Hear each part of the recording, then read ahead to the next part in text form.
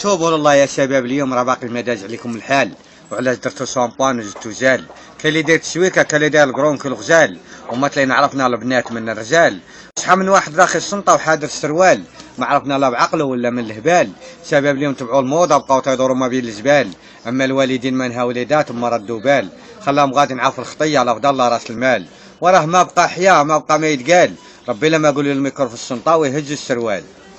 واش هاد الموضه تنشوفوا في هاد القرن؟ بكاني شباب اليوم اللي داير تشويكه وداير القرن، المخدرات الزيبه والشارع دايخ وهاجو التمن، باقي على النعاش والماكله تزيح حلوه بالفن.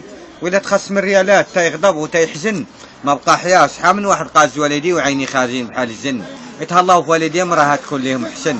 اما بنات اليوم اللي على التليفونات واللي كنت في الودن، كاينه اللي ما تعرف تصبن ولا تعرف تعزن، ما تعرف تعبر ويطه وما تجمع تفن، حاضيه على الماكياج وقاعده تدهن. اللي قوات في اليدين خافت من يمسقوا ولا يركب العفن، علاش اللي ما يكونوا بحال الامهات اللي ناخذوا البن وخرجوا منه السمن. اما بنات اليوم تيتسناو على النهار لغايه خايط فيه الكفن. واش الشاب مقاد الحسانه وداير تسويكه، كاين اللي قالبين الجوانات وقالبها ستيكه، وكاين اللي داير نفحه في الميكا. الله يعفو على شباب اليوم اللي داير طايجن بغا يقلدون ولاد امريكا. فكروا يا شباب اليوم راه تابعكم الدار وتابعكم التريكه، نهار ديروا الوليدات عاده تحاربوا حق التسويكه. وفي هاد الزمان شحال من وحده متلفه الحضانه وتدور وتقاقي، وقالت الراجل عطيني طلاقي، سد النفاقه ونسد صداقي، نعري راسي ونبيض في زناقي، وشوفوا الزرادي دايرتهم الحلاقي.